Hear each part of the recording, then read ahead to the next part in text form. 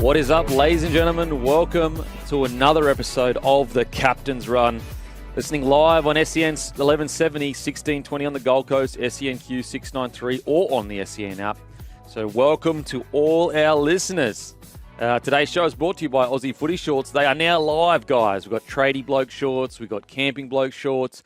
You name it, we got it. Go to Aussie Footy Shorts website and grab them before they go. Okay, huge show today. We've got targets for Perth Bears continue to hit the market, with Tino Fa'asuamaleaui set to hit the open market November 1. Broncos forced into a restructure after injuries to Reynolds and Mam. Can they still make the 4? Sharks Stadium under fire as they prepare for more finals footy at the rundown venue. Sandon Smith begins discussions with the Raiders. 4 games in 3 days set to be put at Allianz Stadium. Can the turf handle it? And Scope joins us for the final hour of the show. Maestro, how you going, mate? Very well, Kempy. It's been a busy week. Lots of good footy over the weekend. Lots of wet weather footy, which is not really giving us a clearer indication of who's going to win the premiership when it's all said and done. It's all a bit wild and woolly at the moment. Yeah, I will say, though, that the Penrith Panthers on the weekend, I mean, talk about sending a warning shot across the bow. They were absolutely clinical and just honestly suffocated the life out of the Knights. When you actually go back and look at it, I think at like the 60th minute mark, it was like 50 tackles in the Knights 20 metre compared to 1 in the Panthers 20 metre. If that is ever like a squeezing to death, that's it. It was unbelievable. Unbelievable stuff from Penrith Panthers. So I reckon this is the final test for the Panthers to say, like, are they the real deal? I think it's the Melbourne Storm on Thursday night. I think that once they tick that box, even if they just play well, I think a lot of people need to go, okay, we're on here. Even with Zayo out, like that's... he's so understated in what he does, but I was wondering with him out of the side whether that would just see them drop their level a little bit, and it wasn't the case at all. I know the Knights are under strength and are not having the best season, but you're spot on. They were thoroughly impressive. Was there any other side that caught your eye? There was a game on Thursday night, I thought the Broncos, hard done by, but, you know, in saying that, the Storm were getting there. I think I was happy with the Broncos' effort, for sure. I thought they had one of their most toughest performance of the year. Just in the second half, just a lot of errors. They ended up completing in the 60% range. You just can't do that in big games. And I guess the disappointing thing, even though I was happy with their effort, the disappointing thing is you got to wonder, like, okay, if they complete around 80%, like, do they lose, 20-12, or do they lose, 16-12 or something like that?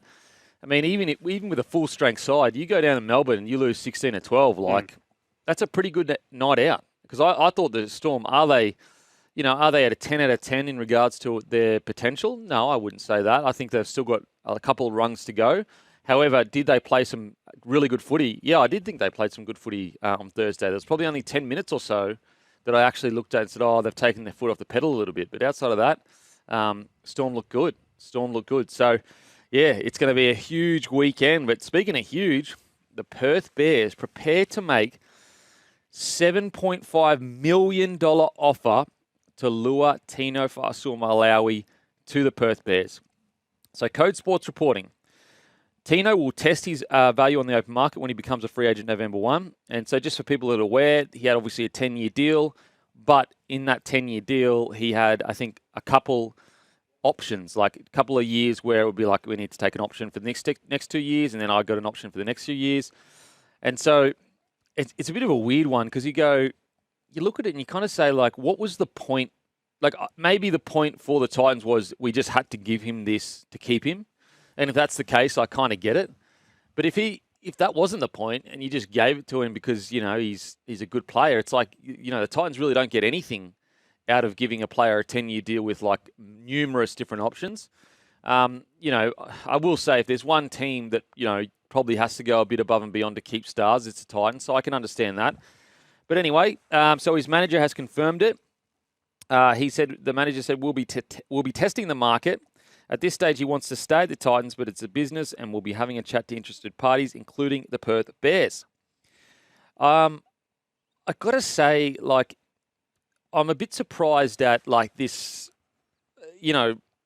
I guess this even Perth Bears is being brought up by his manager, and I understand he's got a job to do to get the the most money possible.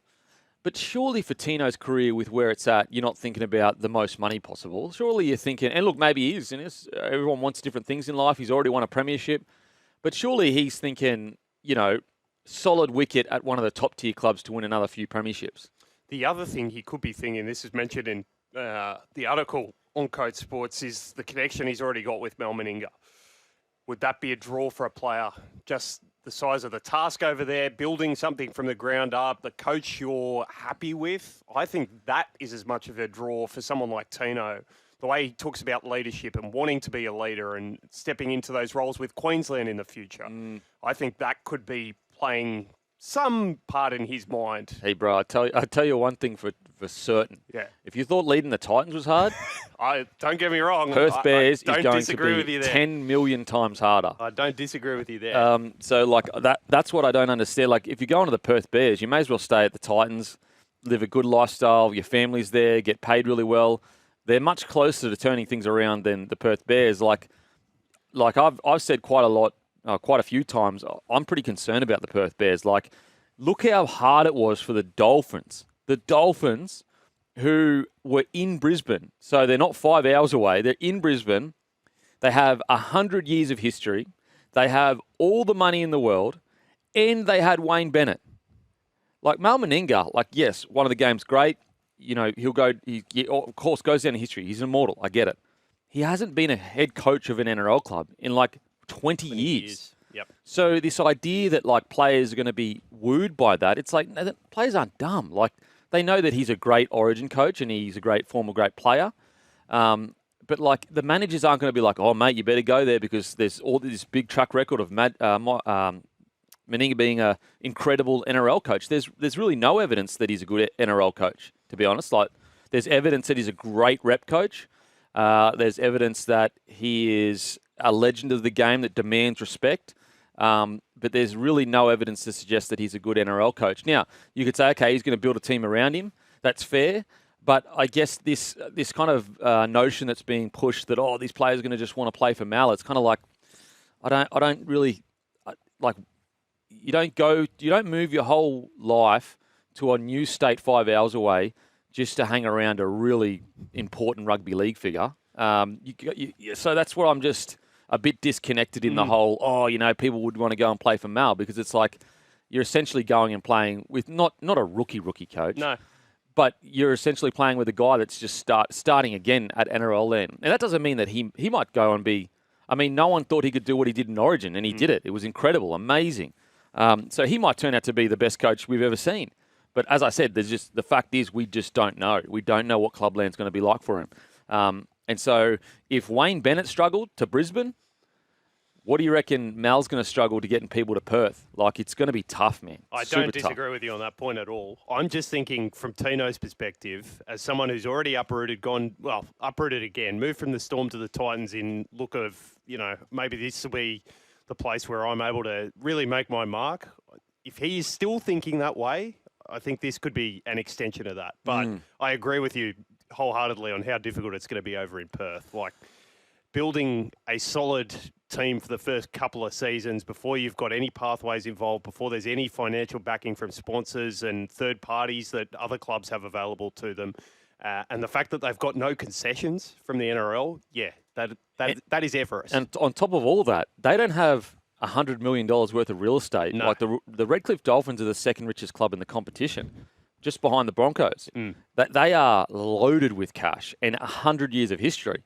Perth Bears, they've got no history, not that much cash compared to some of the other clubs. And so it's good for the game. We'll get an extra game. The salary cap will go up and the deal will be good with the networks. But it's going to be so tough, seriously tough. And you might get 1 or 2 stars there and you might pay them $2 million each. It's not about the 1 or 2 stars that you pay crazy money to get there. It's about the squad. Look at the Dolphins are another example. All their stars have been injured for most of the year, other than Herbie Farnworth. Flegler arrived. He's hopefully back round 1 in 2026. Gilbert's been out for a couple years in a row. And so, even the Dolphins, their marquee signings, what if the Perth Bears, they get a marquee signing, boom, injured. Then you're dealing with essentially a reserve grade side. So I think personally that the fact that he's going to market, I personally think it's about winning premierships for Tino. I think he's gone to the Titans initially, very honourable to do what he did. And, you could argue he did make some really good changes. I think he's spent the last, 5 years there or so. And now I think he's going, okay, listen, I probably don't have the time. Like, if I were to go to a club to rebuild again, that's essentially my career wherever I go, because it's going to take 5 years. He did that at the Titans. It didn't seem to work out. The next one, in my opinion, will be about a team that is at least a year or two. I reckon 3 years max away from a premiership, but I reckon even a year or two away from a premiership is where Tino will land.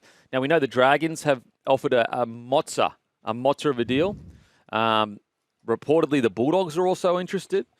So he'll probably have his pick. I'm still pretty bullish on the Storm, him going back there, just because that's literally the only thing that they are missing. It's a big body in the middle. Obviously, Nelson Asafa-Solomona usually fills that role, but he hasn't been playing as much lately.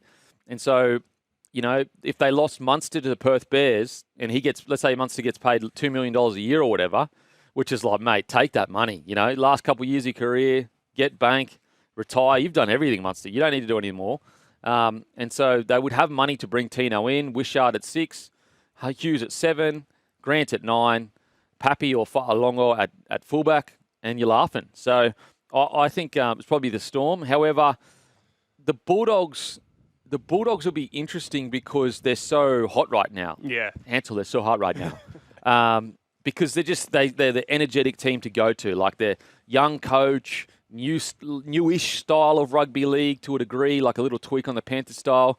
They're a mammoth club with a mammoth backer in Laundy Group, Arthur Laundy. So, I guess we'll see. Let us know. Text us in. Where do you think Tino will end up, and why? Do you think he'll be going for the money? Do you think he'll be going for premierships or somewhere in the middle? Anyway, we're going to head to a break, and then when we get back, we're going to talk about the Bears' potential targets and that are off contract in 2027. Welcome back to the Captain's Run. We are here for Chemist Warehouse. Get discounted prescriptions and save more money at Chemist Warehouse. Give us a text 0457 736 736. Just a quick text. Dave Riccio was on this morning with Vossi and Brandy. He said Dragons haven't offered Tino anything. They want to see if he's actually interested before going down that road like they did with RCG. Look, I'm definitely not saying Ricciardo's not telling the truth, because obviously they haven't officially offered him anything. I'd be very surprised, though, if they haven't, they're not preparing. So, for example, they have got a lot of money in the salary cap. Shane Flanagan's already, I reckon they already have an amount internally of what they're going to offer. So you are correct. He hasn't technically been offered something, but I reckon they've pretty much, he just hasn't been offered the contract. But I think the Dragons absolutely have something ready for Tino if he's there. But yeah, thanks for that correction. Kemp Dog, not a lot of the journos are calling out the abilities of Big Mal as a potential NRL coach. That's a rock solid shout. It takes some kahunas to put that one out there. Well done. Oh, thanks, mate. Appreciate it. I'm not having a dig at Mal, but it's just the facts. You're not gonna make stuff up. Okay, now Bears potential targets. Okay, we'll go through the backs and halves. Crichton, Graham, so Stephen Crichton, Campbell Graham, Val Holmes, Karapani, Tolu Kula, Sebastian Chris, Jareem Buller, Scott Drinkwater, Lehigh Hopewadi, Ryan Pappenhausen, Kalen Ponga, Hamiso Tabuai Fido, Matt Burton, Dewey, Munster, Sam Walker. So that's the backs. And then the forwards, Uto Ikamanu, Saifiti, Mooney, that's Jacob Saifiti, Trey Mooney, Moses Leota, Spencer Lenu, Josh King, Corey Horsburgh, Fodawaker, Thomas Flegler, Mitch Barnett, Jaden Sewer, Pia Cora, Nanai, Liam Martin, Halengahu, and Jai Arrow. Well, I think you could probably, in regards to the first one that they're going to sign, really it is only Munster that stands out because he's in a key position, got all the history, won premierships. There's no way Stephen Crichton's leaving the Dogs. No. Kalen Ponga, I doubt it. So outside of that, it really is Cam Munster on his lonesome in regards to top-tier talent that you'll be throwing a lot of cash at. What do you think of Paps, given the fact he's only signed that one-year deal at the Storm so that he is off contract for 2027? Yeah, maybe. Yeah, like I don't think he'll be the main signing though. Like No. I think that he'd probably be a tier or low or a tier or two below. But yeah, Ryan Pappenhausen for sure. In regards to the forwards, I don't think Flegler is going to leave the Dolphins. I think he's going to feel like he wants to repay them. Moses Leota is an interesting one because I just wonder with Moses Leota, does he get his payday while he can? Yeah. He has probably been playing for unders for his whole career. And, we look at the impact that Fisher's had at the Warriors. And if I'm trying to build a forward pack, Moses Leota is the dog I want in the middle. That's going to lead the boys. Because, like, right now, that's what he's doing at the Panthers. And we see how good they're going at the moment. And so, like, obviously, if he wants to be loyal to Penrith, I get it. That's the kind of person he probably is.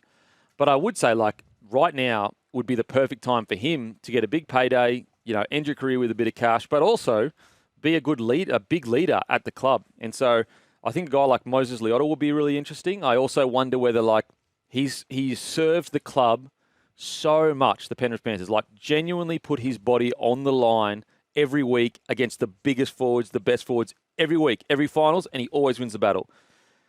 I wonder if Panthers go, mate, take the big deal. Take it, because you've done everything you can here. We'd be selfish to try to keep you for longer. You should go and get paid. Now, granted, if he's already on a big wicket, then stay at the Panthers, win 6 premierships. But if he's on let's say he's, unders on 500K or something like that, and they're willing to offer him 900, a 3-year deal, 900 this year. So I reckon Leota's a really good shout. Yeah, and he's one of those guys coming out, and this was talked about a lot when the Dolphins first started, getting those guys in that have been part of successful systems so that they can impart that knowledge, be change makers at the club from the start. Moses Leota, would fit that bill particularly well. And I think when you're looking at Munster, that deal, whatever it is put in front of him, is going to be eye-watering. It is going to be record-breaking. It's going to be very, very difficult for him to turn down. What do you reckon, 1.8? Minimum? Is that like seriously, is that too cheeky to say? Because they need somebody of that stature. Not only to set the standard at the club and give them a match winner, but also to draw other players to the club, to show that this is a viable option where you could be part of building a winning culture rather than a team that's struggling and in the doldrums for the first decade. We can win immediately, at least be in and around finals like the Dolphins have been. Yeah. It's I guess it depends on how much life has changed. Got very close to the Dolphins. Yep. Wayne Bennett was there, still said no, stayed at the Storm.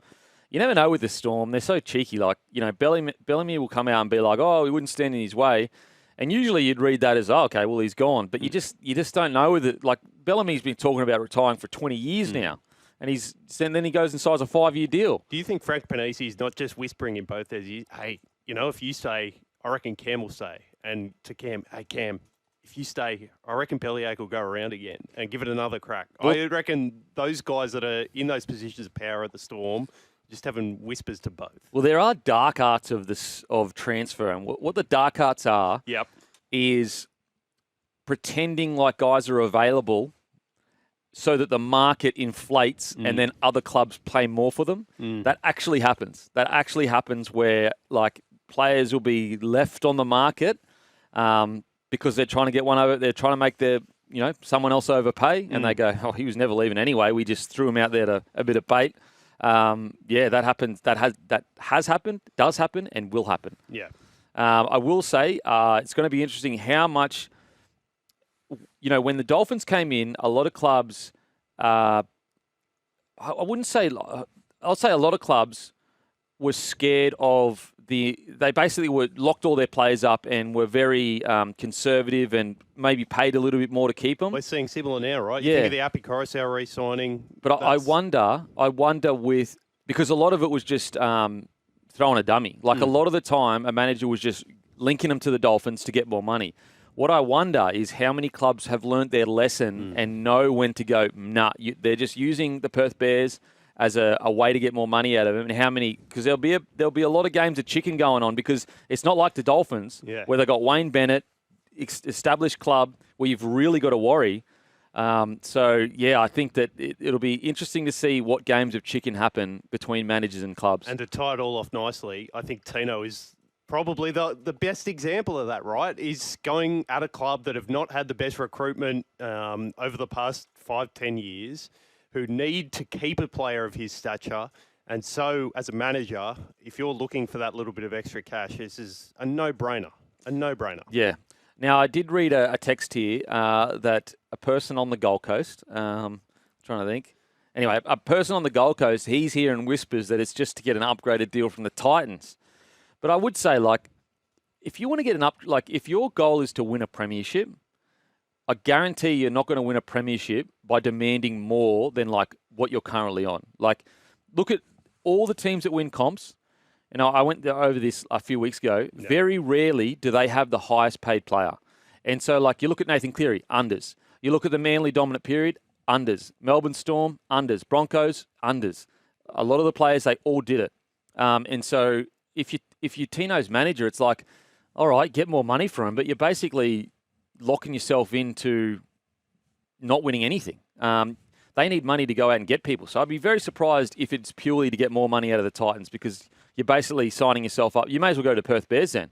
Yeah. Because you're never going to, the Titans aren't going to give you what the Perth Bears is. And you also, if you do it at the Titans, you're never going to have any success. So you may as well get paid more money over in Perth.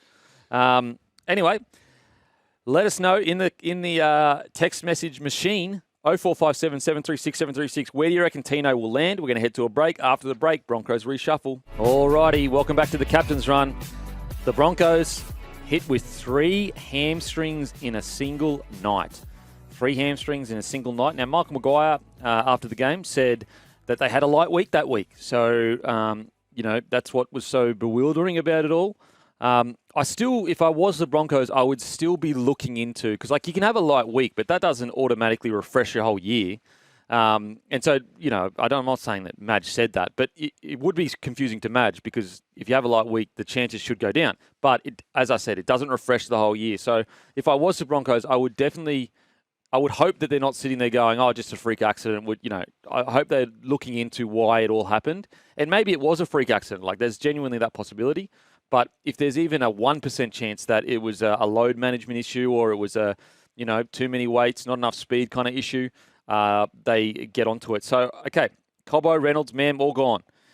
Team yesterday, Karapani on the wing, Walters to partner Hunt in the halves, and Corey Pakes takes the starting hooker role with Smoothie to wear 14. Maguire's caught criticism this week from the usual suspects about his training methods, given the injuries against the Storm. They face the Dolphins on Saturday at Suncorp Stadium. And I will say, let's assume that his training methods were too hard. Let's just assume that. Look at Payne Haas's year. It's the best year of his career. He's absolutely killing it. Look at all the people that are in rock-hard, fit condition. And so, even if it was a case that it was a little bit overloaded, you could excuse a guy that is trying to take this extremely talented roster that's had no success for 20 years, and the one thing they probably lack is fitness and grit, and he overstepped the mark just a little bit. Of course, that might happen. Of course, if the one area you need to work on is fitness, and it's been their issue for so long, and kind of grit and determination or whatever, you might take a little bit too far, because you don't know what these... when it comes to fitness and your physique, it takes years to build up a really good base of fitness. Why do you think it's usually the second or third year that Melbourne Storm players just absolutely hit the ground running? Because what happens is they get down there, they break them completely down, they focus essentially solely on their defense, and then they build them back up again. Anyone that goes to the gym will tell you the same. Muscle mass is very similar.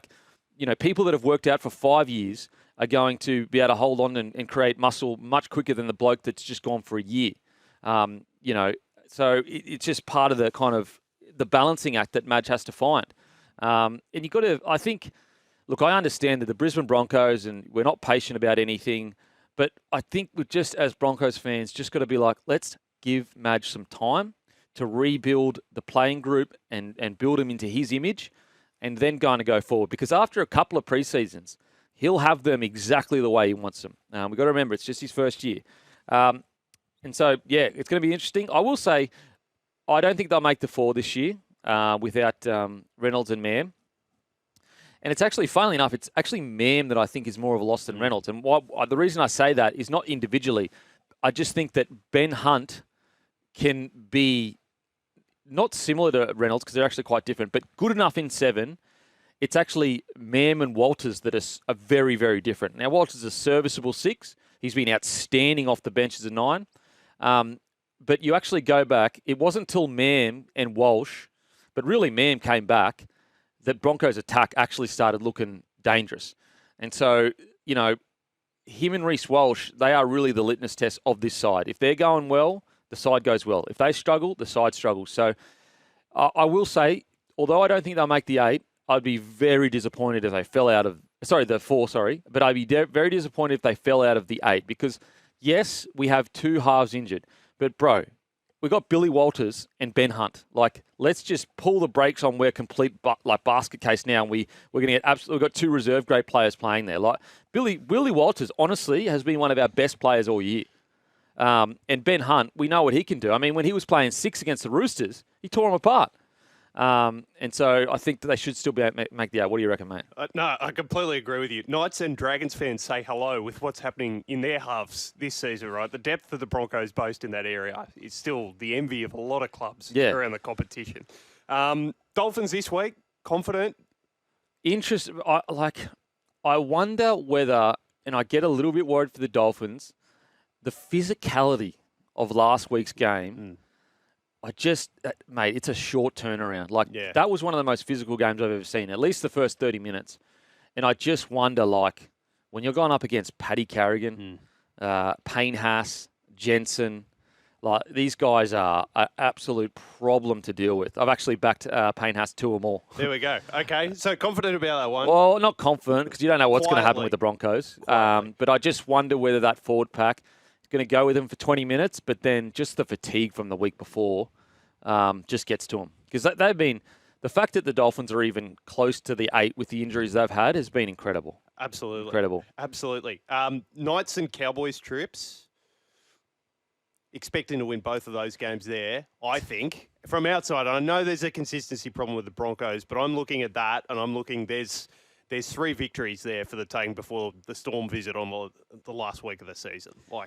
I mean, they definitely should make the 8 because you'd be expecting that they could at least win 3 from 5, and then you'd assume that someone all 3 teams below them, aren't going to win every single game, and so I can tell you, Manly aren't.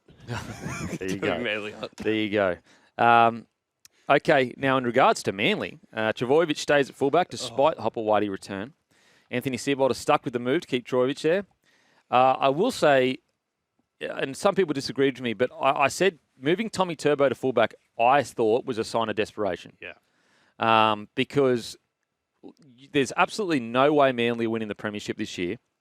And why would you, for me, if Seibold was going to be there guarantee next year, why would you risk him injuring himself again unless you feel like you're coaching for your career? And I think that's what Seibold's doing right now. I think he's coaching for his career. What do you reckon? No, completely agree. I hate this move. Just making the move, then doubling back on it, and now that Lehigh's back, you're sticking with that. It's showing exactly what you just said. It's not a move done in cover for anybody. It's not a bit part decision. It's literally flipping and flopping across the course of the season. And if the evidence on Tom and his body over the last 3 or 4 years is anything to go by, the reason you made that decision in the first place to go back on it just makes it's completely reactive. You know what's bizarre?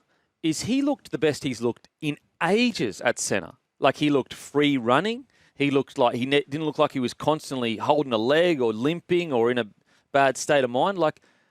That's what and now you're changing it. Yeah, you finally get Tommy Turbo back running his fastest, chiming in an attack, not having to run all those extra Ks, and then you go, stuff it, put him at fullback. You've got 2 other options at least there. Lehigh, who's done a serviceable job, and Tolu Kola, who Jimmy Smith called yesterday the best fullback in the comp, not playing fullback. He's your player of the year, in my opinion. Exactly. He's literally your player of the year. He's killing it. If he can sort out getting the dropsies occasionally, he's going to become next level. You've got a guy that's one of the fastest in the competition, outside of maybe a couple of people, but you could argue he's the fastest.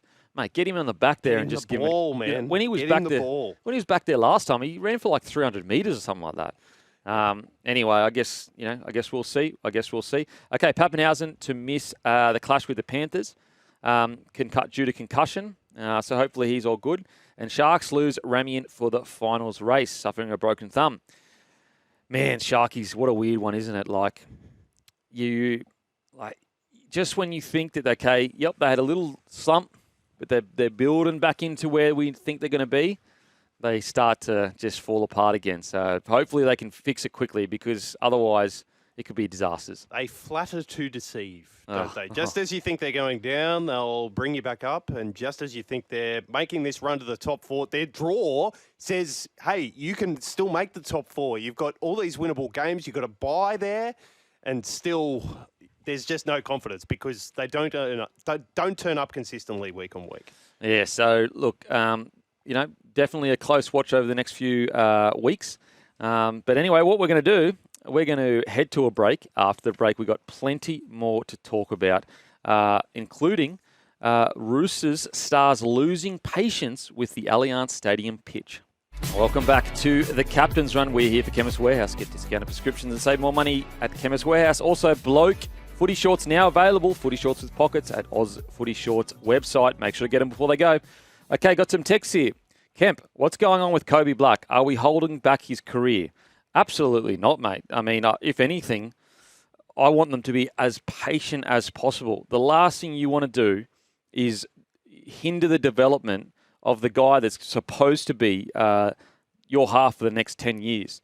And the thing with, and I think most fans are aware of this, but like salary caps and squad management, it's not planned in a 2-year phase, 3-year phase. Like most clubs are looking 10 years in advance, looking at, okay, this guy is kind of the guy coming through. Okay, he's pretty good. We'll put more resources into him. We'll get some coaches down there. Even just like little things. Like, so for example, I remember when I was coming through at the Broncos, and a few people out of the under-19s team, which was my first year at the club, got asked to come down and do individual training with Mick Hancock. And so, like, little things like that, the club is going, okay, these 3 guys are looking pretty good. Bring them down to Mick, and then Mick will work with us, and then he'll go back to them and say, okay, this guy is really responsive. And Mick Hancock was huge in me making my debut. I wouldn't have made my debut as a teenager if Mick Hancock didn't spend one-on-one time with me. He was absolutely huge for me. And so with Kobe Black, you just want to be patient, because the Broncos have a history of burning halves. Look at Tom Dearden. Look, if we had handled his development, even just with an inkling more like care, he would have been at this club for the next decade. We don't have to sign Reynolds then. Everything changes then. Like, everything changes. We would have a halves pairing of Dearden, Mam, Walsh. Like, what? And so you've got to be patient. You don't want to ruin these kids going forward. And it took Toddy Payton to really build Dearden back up. And look, I'm actually happy for Dearden because his life has worked out this way, where he's an Origin hero. But that's what can happen. Okay, got some more text here. G'day, Shagger. Give me more Kempy. Kempy everything. Everything you've been saying lately on all shows you do is pure gold. Tino will go to Melbourne, but I think Perth have a big opportunity getting the Reptile. I have a sneaking suspicion the Reptile's taking the piss now. I have a sneaking suspicion. I don't know what's happened, this change of tune, but I'll take it. Absolutely. Thanks, Reptile. Perth will be more successful and respected than the Titans after 2 seasons. Perth has a great history of successful sports teams. The Gold Coast has nothing but sports franchise graveyard. Get out while you can, Tino. Oh, man. In the first 2 seasons, I mean, obviously at the moment, but I don't know, man. I really do hope the case. Because the last thing we want is a team to come in and just get towed up every week. But it's going to be interesting. Okay, it's frustrating as a Storm fan with Munster being on every club's list. You don't hear a Cleary move ever. We want Munster to stay. Munster and Harry need to stay. We want 2 new statues at Amy Park. It's not a bad shout, I will say, is Munster a bit, quite a bit further in his career? However, even when he was about, 28, he was, and Cleary's getting up there. He's about 26, 27 now. And what I will say is he's been endlessly linked to the P&G side because he's off contract 28.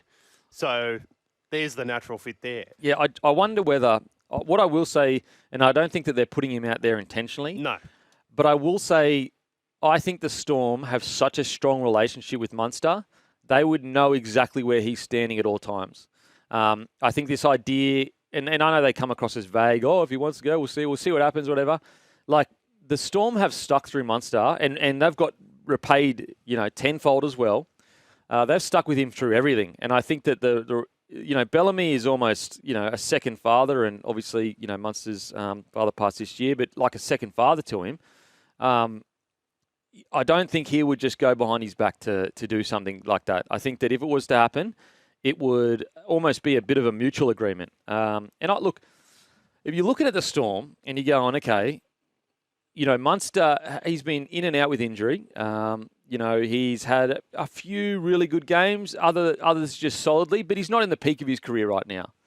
And so, like, if you were just to take emotion purely out of it and go, listen, we got a 3-year deal to offer someone that's $1 million a year each year, is it worth offering Munster that at this stage of his career? Maybe, maybe not. I would say you'd be getting right to close to the end of another 3-year deal. And so I do think that there's a genuine probably thought in the Storm of like, is it a 2-year deal? Is it a 1-year deal? Is it something like that? Because although these clubs are so just rated so highly for how loyal they are to players and how well they treat them, they're also there to win premierships. And sometimes they have to make super tough calls. I think the difference with the Storm, though, is that they talk you through it. Like, you actually speak to them. This is how we feel. And you might get stung a little bit and be like, oh, okay, wow, you don't want me. But at least you're actually speaking to me. Whereas the problem with some of these other clubs that are a bit lower tier, they don't even speak to you. Like, they literally just, you find out in the paper, you Gonskis. Alrighty, we're going to head to a break. Welcome back to the Captain's Run. We've got Aussie Footy Shorts, Bloke and Aussie Footy Shorts now available on Aussie Footy Shorts website. That is Footy Shorts with pockets, all new designs. Camping bloke, fishing bloke, tradie bloke, you name it. Head there, grab some today. Alrighty. The tackled in the air rule needs to change, needs to be looked at, says Matty Johns and Cooper Cronk. Rugby League legends Matty Johns, Cronk, have called for the NRL investigation into the practice of attacking teams rorting the system by exploiting a rule change initially designed to safeguard player welfare. The NRL's opening game of round 23 had drama-charged ending when Coates was awarded a penalty try, 76th minute, when Mariner attempted to tackle his Storm rival from a Cam Munster kick.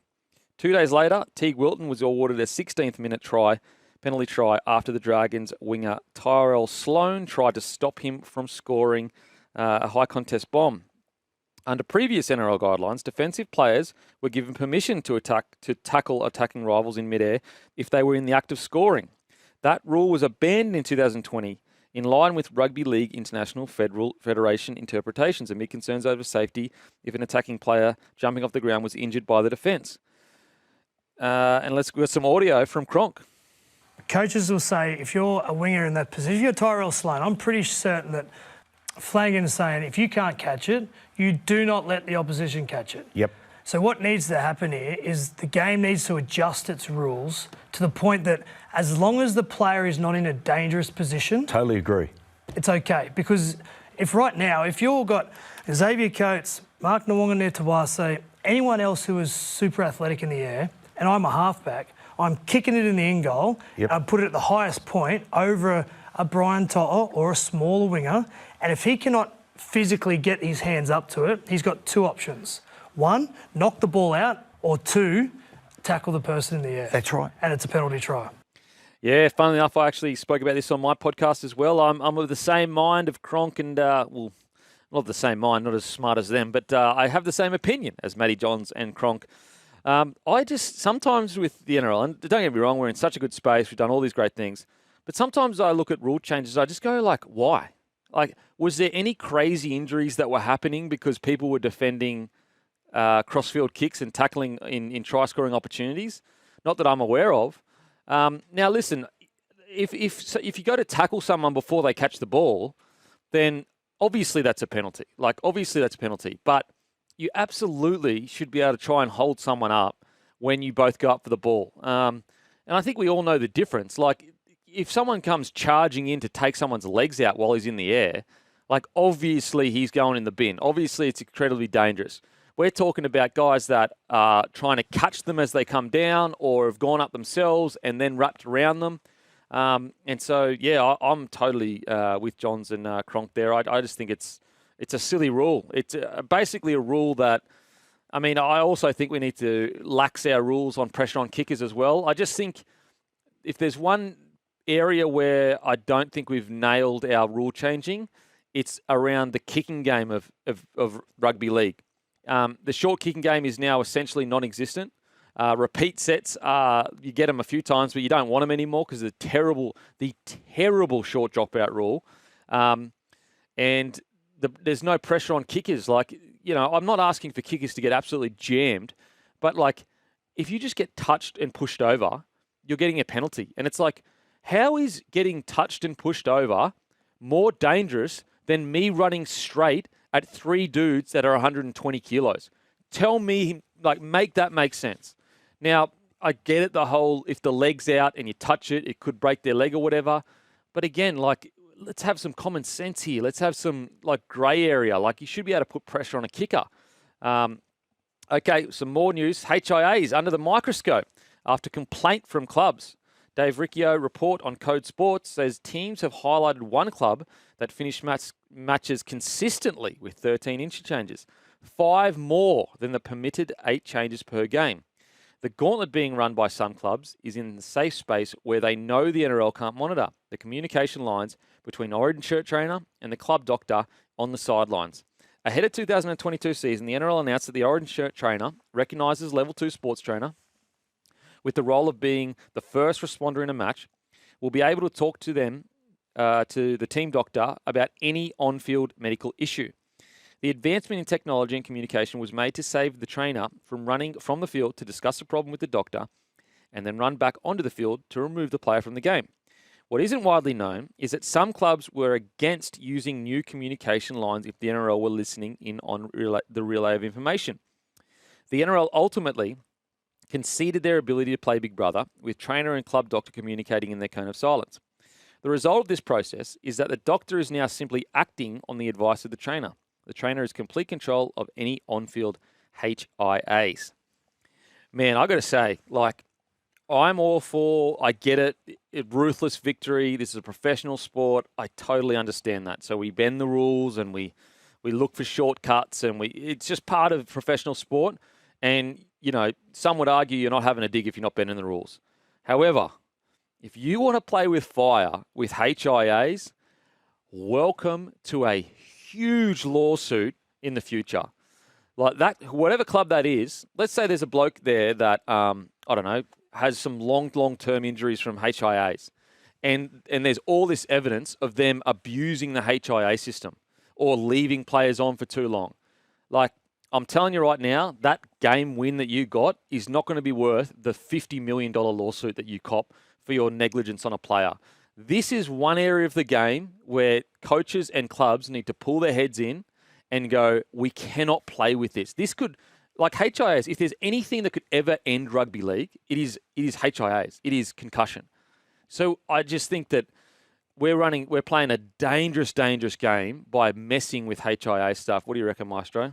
Yeah, I concur with you on that point. And I wonder if clubs figure they can get around it because it's difficult to prove, if you know what I mean. You're looking at times that players are coming off and using that as a double interchange for free.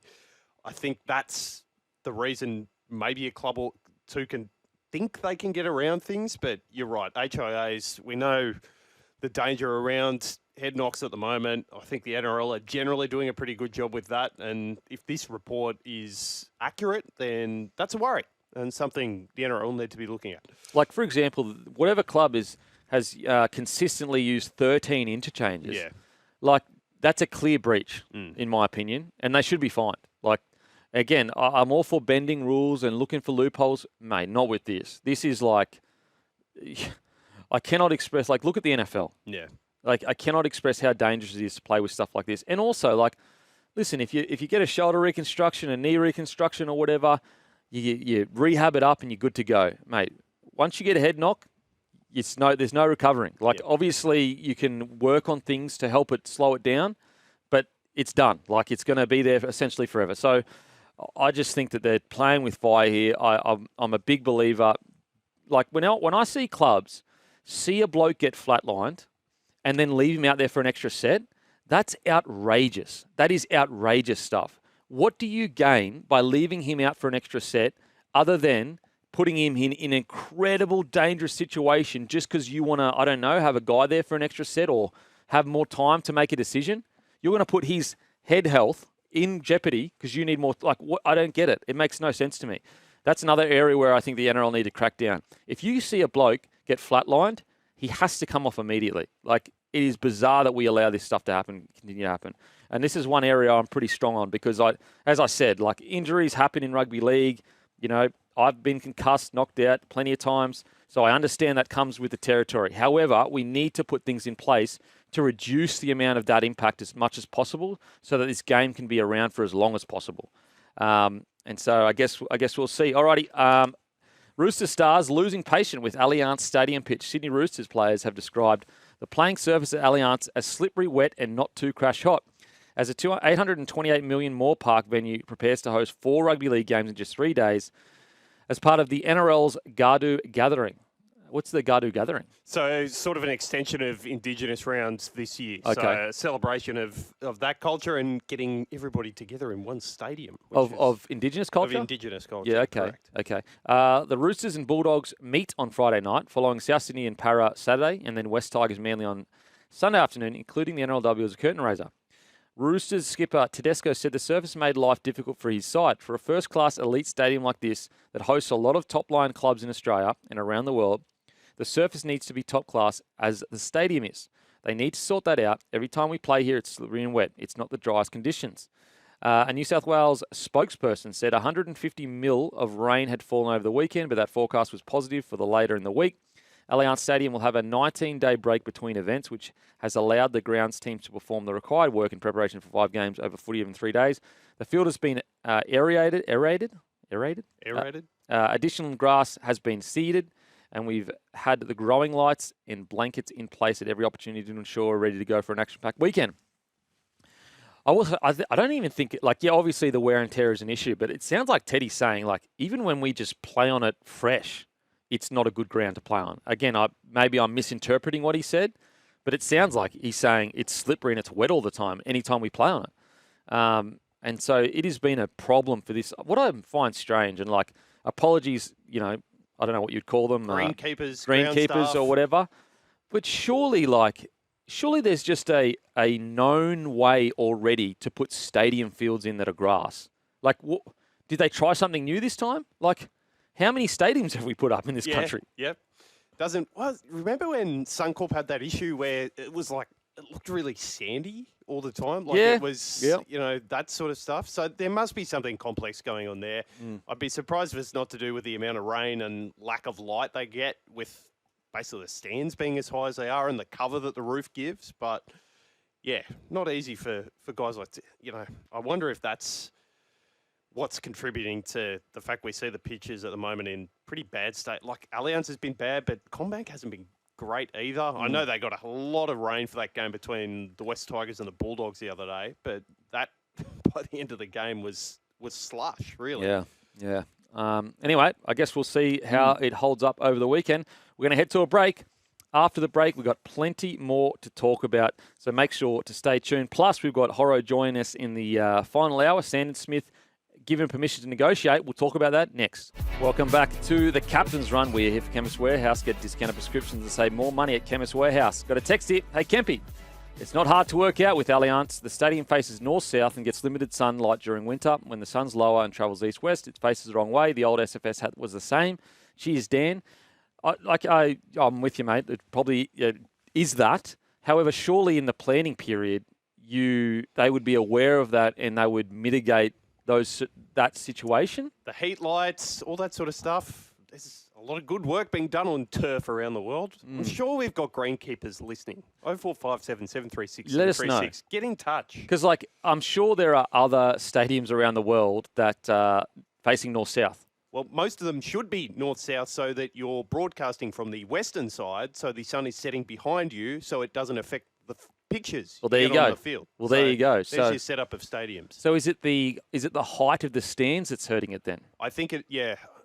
Look, this is a guess, but the covers reach out a lot further than they did at the old SFS. So I wonder Stop if from that's rain. to stop fans getting rained on. Basically, I'd be very surprised if that's not having some effect on how dry the grass is getting. I'll say stands. this as a bloke that pays all my tax. Yep. And so, You want a better product. how about we get retractable things that go like? Oh wow. But why not? Yeah. We're already spending $1 billion. Let's spend $1.05 billion. Get retractable roofs, essentially roofs, I'd say. I think Lindsay Collins said that as well during this press stand-up. Was like, oh, we spent this much money. Why didn't we put a roof on it? It's like, wow, there's some forward thinking. Yeah, so that's what I'm, again, like, so they were aware of this problem before it happened, and they still were just like, yeah, stuff it. It's almost like, yeah, we've come so far. I don't want to pay the designer again, so During COVID. Yeah, let's just go ahead with it. Yeah. Whereas I feel like a retractable, at least retractable, like obviously it would cost a lot, but not in comparison to how much you've already spent. At the very least, yeah, anyway, I guess we'll see. Well, you've been over at Allianz Stadium, right? You've seen the value that stadium gives by having the roof on. Oh, yeah, it's like that stadium's incredible. What I will say, though, is like maybe the roof was too expensive because that is like nuts, a lot different. Like you're looking at a few $100 million more expensive. Whereas like retractable, and they don't even have to be all the way retractable, maybe just normal size, like it could be a few meters, and that's where the sun can hit. Yeah. Anyway, I don't know. I'm an ideas man. I mean, I'm sure there's a stadium engineer listening, going, "What the hell are you talking about?" Okay. Sandon Smith has given permission to negotiate with rival clubs. 100% Footy reported on Monday night that the Raiders were the most likely destination for the Roosters half, who's played 45 first-grade games over his 3 seasons in the competition. Interestingly, the Raiders have become such a good club that Sandon Smith is a really, really good player, but I feel like they will make him an even better player. Like, I feel like they've become so good, the Raiders, that anyone that goes there, I'm almost like they'll be better than where they are right now. And that's pretty crazy thinking, what happened with the Roosters being such a big club. But I just think the Raiders are in such a sweet spot now of like understanding their culture, understanding what requires to be a part of that squad, the sacrifices, the commitment. And so I think Sandon Smith there, he suits Raiders' style of footy, which is very much, obviously they have their set plays, but it is very much bash the front door down, offloads, off-the-cuff stuff. Like that's exactly what Sandon Smith is an off-the-cuff player. So I don't really mind it. Oh, we got some texts here, guys. New South Wales government botched the drainage at the $110 million speedway. Not surprising that Allianz has having issues. G'day, boys. I'm pretty sure the problem with Allianz is the drainage. The big modern fields have pumps that drain water off the field. Okay. But back with Sandon Smith, I think it's a great signing. I think he would be really, really suit what the style of footy the Raiders play. What do you reckon, Maestro? Does he fit? Given you've got the two Ethans who are basically the ones anointed to take up that role in the halves, I find it very interesting that the Raiders would be targeting him, even if he's a third option, because I think he is good enough to be a starting first-grade half. Can you fit him? Oh, I wouldn't be signing him as a starter. I think. Okay. Yeah, no, I don't think. Look, maybe you could argue, is it insurance policy depending on how strange Sanders goes? That could be it, and I understand that. However, if I was looking for an insurance policy on Sanders, I'd probably go someone a bit more experienced. But in saying that, like, who's really on the market that's willing to go down and fight their way into the first grade side? And I will say as well, like, Starling's been outstanding this year.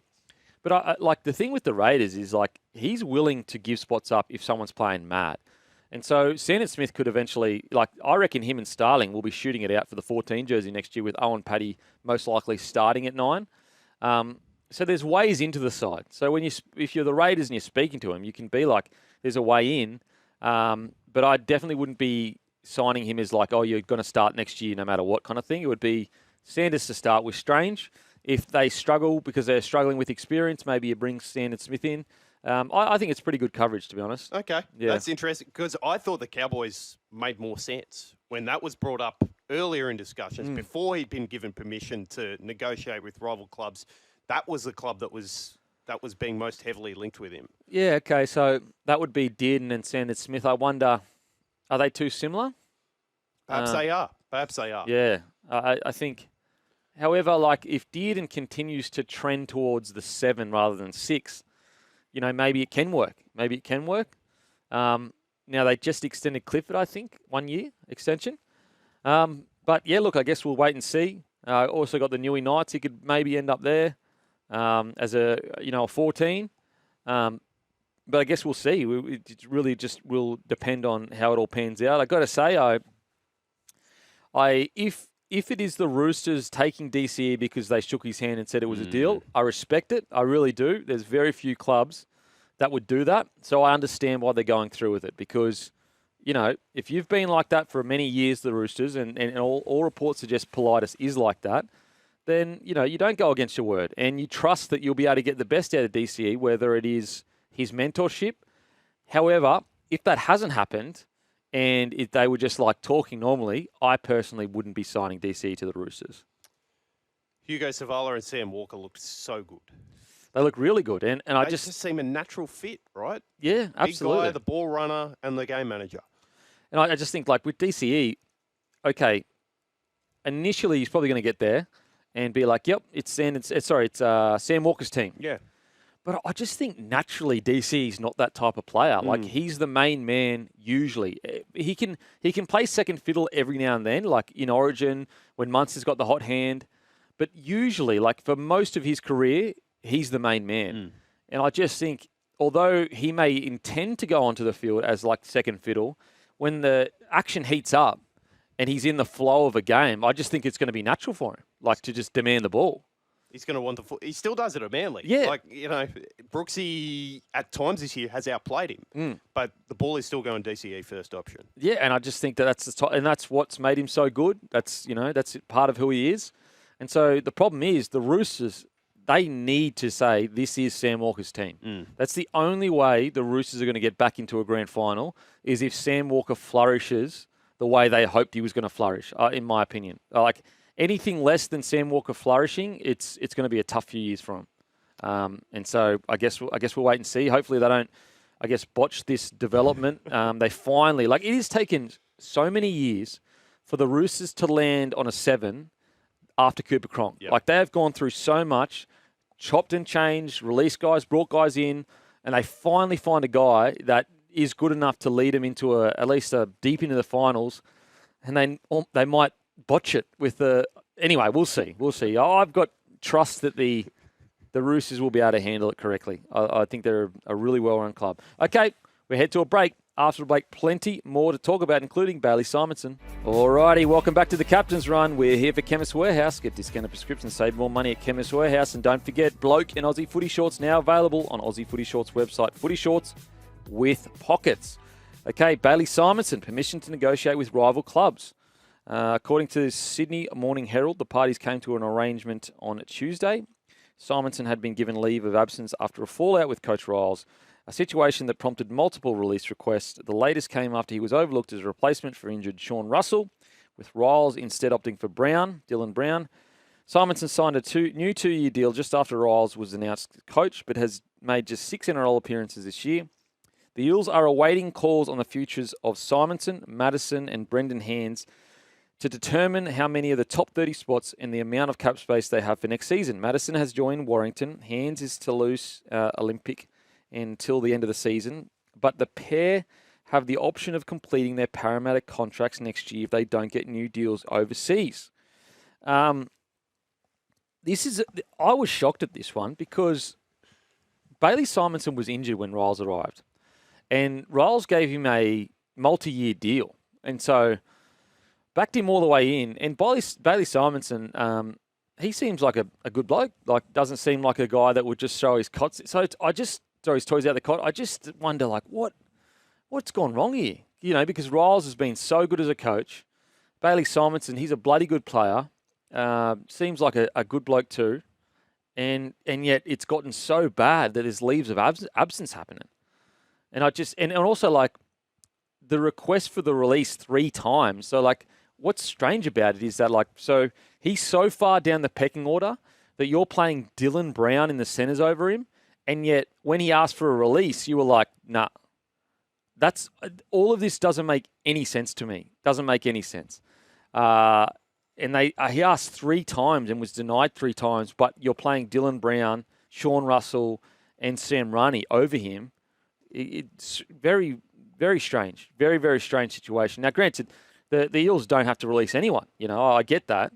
However, for it to get to this point is just it's quite surprising when, you know, it seemed like Riles really liked him. And free up a spot on your roster as much as anything. Even if you've got to pay him out. Yeah, and also like he would be on probably more than minimum. Yeah, but not a heap more. Yeah, but what I'm saying is like, if he's on more than, let's say he's on, I don't know, 300K a year. Let's just say that over 2 years. If he is third in the pecking order, so it's Russell, Sam Rani, Brown. So he's 4th in the pecking order. The 4th in the pecking order should be a minimum training trial guy, not a guy on 300 grand. So that's another reason why you would say, mate, is if you can get a deal, take it. Doesn't make sense. Very, very strange. Anyway, where could he end up? So there was whispers about the Gold Coast Titans. Mate, I think Bailey Simon's the gun. Like, if you can get him for the right price and he can stay injury-free, mate, he's a bloody good footy player. What do you reckon? Gold Coast is interesting, given the restructure they're going through now. Is he someone that can build into that role? Is he a leader around the group? He's, again, like everything, and we've had a bit to do with him here at SEN. He just seems like a pretty laid-back, normal dude. Yeah. So I can't understand how it's come to this. The Eels' management of it a bit bizarre, unless there's been some stuff during the rehab that they haven't liked. But I can't really see that being the case. So all a bit of a mystery around this one. I think the Titans are a great fit. If they're going to pick him up, that's the sort of value signing that you're looking for, where they've been going big and swinging and missing. Yeah, really over the last 5 years. Simonson's the antithesis of that. Yeah, absolutely. So I guess we'll see what happens. Okay, got some text here. Beak and the Mad Russian. They need to change the type of grass they have at Allianz. They need to put down soft leaf buffalo grass. Okay. Well, there you go. Soft leaf buffalo grass. There you go. We've got some groundskeepers that listen. Kempy, why don't the Roosters play at a core stadium? If they aren't happy with Allianz, Rabbits would surely welcome them in. Yeah. That's good stuff. G'day, Kempy. Just another spin on things. Tino doesn't seem to be able to bring a team together and get the best out of them. I, for one, wouldn't be paying him a massive sum to come to the Raiders, which is my team. What has he done at the Titans? Absolutely nothing. I think, like, if the Titans have had if any Gold Coast team has ever had success, I would kind of be on board with you. But the problem is like, it is not just a rugby league problem. The Gold Coast is a black hole for professional sports. There has never been a professional outfit that's won a professional sport from the Gold Coast. And I talk about it ad nauseum. I think it's because in people's mind, they think it's holiday. They think that, you know, go to the Gold Coast. The lifestyle is so good that if you're struggling at training or the, you know, results aren't going your way, you're just like, you know, how can I be upset about it? Life's so good. I go down to the beach, I ride my bike, the weather's perfect, got everything I need here. Whereas like some of these other places, you're locked in. Like when you go down to Melbourne, although Melbourne is a nice city, you're going down there not to, like, I guarantee you that when Bellamy interviews people, he's not sitting there saying, oh, well, when you get down here, living in Melbourne's great. Like, it's a great spot. You'll be able to do this, this, and this. He'll be going, mate, you're coming down here to work. Whereas I think that probably a lot of recruitment in the Gold Coast, because it's hard to get people there because it's a struggling club, is about, mate, Gold Coast, bring your family here. It's the best ever place to live. So, and also, you've got to look at what Tino's done in Origin. Like, I mean, go back and look at that first set in Game 3. Tino had 2 hit-ups and bent the line on both hit-ups. Like, that's the most aggressive pinnacle of rugby league. He has gone well. And so, you know, I think that he needs other people to help him. I think that he probably can't be the most paid player in a team. I think you've got to... I don't think your front row should ever be the most paid player in a team. I think it should be someone in a key position. Now, should your front row be second or third? Yeah, potentially, but not the most paid player. I want that the 7, the 6, or the fullback, or the 9 if he's our main guy. Okay, we're going to head to a break. After the break, plenty more to talk about. Welcome back to the Captain's Run. Got some texts here. This is from Rob. The problem is nothing to do with sunlight. It's inadequate drainage.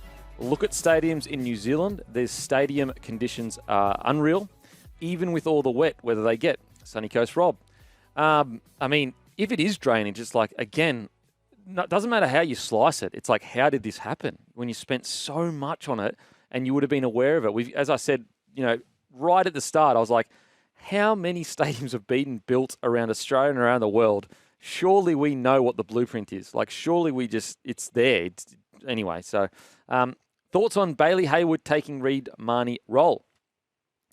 I feel like you could see this from a mile away, to be honest. Funnily enough, I actually said, I think last year, that I felt like Reid Marnie would be let go from the Bulldogs early.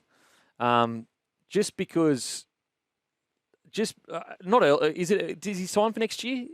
Is he getting released for next year? Let me. Anyway, moved on from the Bulldogs. I think if you watch the Doggies game every single weekend, you could really tell that, Ciraldo was a big fan of Bailey Hayward. And oftentimes when a young guy like that, who's on nowhere near as much as Marnie, let's say Bailey Hayward was playing 8 out of 10 compared to Marnie's 9 out of 10. Well, if you're looking at your salary cap, you're going, okay, Reid Marnie's a better number 9, but is it worth us paying double or like triple the wage that we're paying Bailey Hayward? And I just think if you watched enough Bulldogs game, you watched the press conferences after, you could tell Ciraldo absolutely loves Hayward. Like he just rates him so highly. And on the flip side of that, although I'm sure, he likes Reid as a bloke and as a player, but also you could tell Marnie's style of play sometimes can frustrate Ciraldo because he's talked about the penalties and all that kind of stuff. So, I think that's pretty much is how it's all played out. I think he'll be great for the Cowboys. Be interesting to see if he'll play similar to Reece Robson or different. But yeah, I don't mind it. Alrighty, we're going to head to a break. After the break, plenty more. Welcome back to the Captain's Run. We're here for Chemist Warehouse. Get discounted prescriptions and save more money at Chemist Warehouse. Skipper Scope has joined us. The big. Oh, nice little clap. Thanks, Maestro. Thanks, Mitchie. How come no clapping, Mitchie? There we go. How come I didn't get any claps when I started? Matty, no clapping from you at the back as well? Yeah, finger tap. Thank you. Hell no. I'm paying him right now. He's not on SEN's time. I'm happy with the finger. He only claps for me, that's it. Well, we gave me the bare minimum anyway. He didn't give me too much. Mate, how you been? What's going on? Yeah, good, mate. Good to be in here. Halfway through the week. Footy's around the corner. Yeah, Can't wait. Yep. What are you feeling this week? Panthers, Storm, how you feeling about it? Just wish we had a full deck of cards, Kempy. Okay. Like these were the 3 games I was really looking forward to watching Penrith. Yep. And I still think they've got enough to get the job done against Melbourne at home. Mm-hmm. But would love to have seen Pappy in this one. Obviously, Jerome Hughes is out for a bit, and Yowie. So still going to be a cracker. Can't wait. Oh man, I cannot wait. Now, thoughts on Tino Fa'asuamaleaui going to the open market November 1 this year. Oh, is that confirmed 100%? Has he informed the Titans? The manager has come out quoted. Oh, wow. Love it. Love it for Tino. Going to get the bag again. Probably going to have another Santa Claus chucked in there again. And he'd be a great pickup. Who are we thinking? Who are the main suitors? See, I'm hoping, at least maybe I'm just projecting my hope on him, but I feel like this contract will be about prems, not money, because he's already earned all his coin. Yeah. And if he wanted coin, he'd just stay at the Titans. Yeah, but if he wanted heaps of prems, he could have just stayed at Melbourne originally. No, because he's earned the money now. Yeah. Yeah, gotcha. Yeah. So he's earned the last 5 years. He's earned at least maybe $6 million. So then, who stands out for you then out of those? Back to Melbourne. Reunite with Melbourne. Yeah, because Melbourne already chased him the last time he went to sign his deal again. They love him. Yeah. Him in that's the last piece of the puzzle for them. Yeah. One big man in the middle, because Nelson Asofa-Solomona isn't really playing that well at the moment or playing at all. True. And so has Gus come out and said he's not interested in him at the Bulldogs? Well, Gus said who? He said, who's that? He's in for the Bulldogs then. He said Tino's on the market. He's like, well, who's Tino? Who's Tino? Never heard of him. So, look, the Doggies will be interesting. Dragons haven't officially offered in anything, but there are reports they have something prepared for him, a massive, massive offer. Yep. Funnily enough, like, if you said the Dragons a couple of years ago, I'd say no chance. But I actually don't mind where the Dragons are at right now. They've got a really cool young forward pack coming through. Yeah, I like their juniors. I like Buchanan on the weekend too. He was great, yeah. And so, like, although it's a slim chance, I still don't mind. I think there is a chance. Like, if he wants to land, because if he's all about legacy, like he wants to be a guy that takes someone from the bottom to the top, maybe he wants to land somewhere in the middle. Because if you go to the Panthers and you win a premiership, it's like the Golden State Warriors or whatever. When that, Kevin Durant. Yep. You go there, it's like, bro, you already win a premiership. You had nothing to do with it. You go to Storm, back to Storm, kind of, but they're already in the premiership. That's the LeBron. Business. That's leaving and coming back. Yeah. Whereas if you went to like a mid-table side and took them into, that's when you'd be hailed as like a hero. And you know what? The difference between the Dragons and the Titans, completely different teams in the sense like they're not too far away from each other on the ladder. But the Dragons, they give it their all every week. Oh, they're just missing talent. Whereas when you look at the Titans, they're frustrating because they've got talented players, but they're in and out of games and in and out of moments of games. So they are, like, for where they are on the ladder, they are one of the sides that if all their players went on the open market, they'd nearly get rid of all of them. That's how talented they are. Yeah, and they'd get really good money elsewhere. They'd get money. They get good money, like Philip Sammy. On the wing for the Khan Pereira. I like Jojo Fafita. He was outstanding on the weekend. I like Jojo Fafita. Mo Fodawaker. Yeah.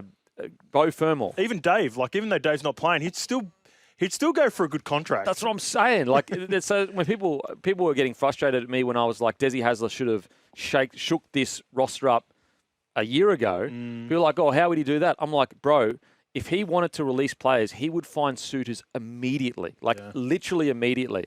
But anyway, I think Bulldogs, in regards to, because they're the hot team right now, like they got this young, coach that's got this new, not new, but like a tweaked version of Penrith.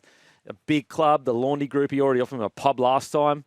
Oh, you got a percentage. He'll probably offer him the pub now, right? It was a percentage before. He said I'd give him a pub. So there is that. Chookies? Chookies, yep. Tino feels like a Chookie signing. Perth. Now, some people are saying Perth, just a big, huge bag. But I go like, how much money is enough? Is he super close with Mel? Do you know apparently he has a good relationship. Yeah. That would make sense because Mel was there originally at the Titans and yes. Queensland. However, my point on that is like, although they might have a good relationship, player managers and footy players aren't silly. Like, there's no evidence to suggest Mal's a good NRL coach. Like, that's fair. He's a great Origin coach. He's a legend of the game, a legend of player, everything, and a fantastic bloke. But he hasn't really coached in the NRL for at least 20 years, and even when he did, wasn't that great. And so the lure of Mal, I don't think it's actually as strong as people assume it is. Because, like, you don't go to Perth just to hang out with a legend. You go there to be good. Yeah, you want to go there and you want to win. You don't want to like, even with the Dolphins, as good as they're going now, it did take them a while to get. What if he can convince his little mate Munster down from Melbourne to come along with him? Okay. Yeah. Double whammy, eh? Maybe you get a couple of Queenslanders over there. Yeah, okay. A bit of Queensland spirit. Okay. And that would be important for anyone going to Perth. You just want to make sure you're getting a couple to come with you. Yeah, absolutely. So I guess we'll see. We got a couple of texts here. Tino to the Warriors. Tried to get him when he was in the Titans. Up the Wars, eh? Okay, Tino to the Warriors. Interesting. Kempy just heading to Campbelltown Stadium for the Peter Mulholland Cup game. St. Greg's versus Blacktown Pats. Should be a ripper. Go get them, boys. Go get them. Schoolboy footy. Those were two big teams when I was coming through down here, Kempy. Westfield Sports, Greg's and Paddy's. Schoolboy competitions, do we speak about them as much as we should? I just love I've just been watching the college doco. We'll speak about it a little bit more after the break. Okay. And boys, what about Tino to Para? Riles with the Storm. Ooh. Yeah, don't mind that. They got the money. I like it. And also, like, they've been playing Jack Williams between edge and middle. I tell you what, a rotation of Paulo, Williams, Tino. Oh, I like it. Jack Bellon on the way too. Yeah, another vet. 13. Yep. Okay, all right, we're going to head to a break. After the break, we've got a whole hour with Skipper Scope. Welcome back to the Captain's Run. We're here for Chemist Warehouse. Get discounted prescriptions and save more money at Chemist Warehouse. Alrighty, Panthers v the Storm. Thursday, 8 p.m, Kongbank Stadium. Panthers team news, Ivan Cleary sticks with the same 17. Isaiah remains sidelined. Pappenhausen out. Nick Meaney will go to fullback. Seve comes into the centres for his first NRL game since round 4. Speak to me, Scope. What are you thinking, mate? Genuine coin flip again, like we were sort of mentioned just before. It's been going good for him for the Melbourne Storm. Joe Chan out in the centres. Yeah, I don't mind Joe Chan. I think there's another play that the Melbourne Storm have, sort of taken their time with and developed there, and a bit like Jack Howell started off as a back rower, but doesn't look out of place at all out in the centres.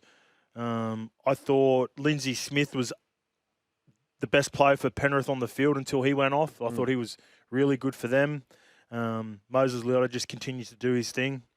Yeah, going to go with Penrith. Going to go with Penrith in a close one. Okay, Penrith in a close one. Do you think, is it strange that I think this is the first time Melbourne haven't been favourites, but to win the premiership, Melbourne are still favourites, but in this game, Penrith are favourites over them? Yeah, I guess it's, just the Pappy and mainly the Jerome Hughes omission. That's the big one. I think if he's playing, if Jerome Hughes is playing, and even if Matt Pappy's missing, because Nick Meaney's done such a good job, that it might be slightly favoured towards Melbourne with Isaiah Yeo out. But yeah, I guess that's why the market's leading that way. If they all are injury-free, full-strength sides against each other tomorrow, who wins? Across the board or just those two teams? Those two teams. Melbourne reluctantly. Okay. Melbourne with no confidence. Okay. Yeah. Okay. I think Melbourne, just because all along, and I've been proved wrong up until now, I thought they were going to run out of juice. I still think there's a world where they run out of juice, Penrith.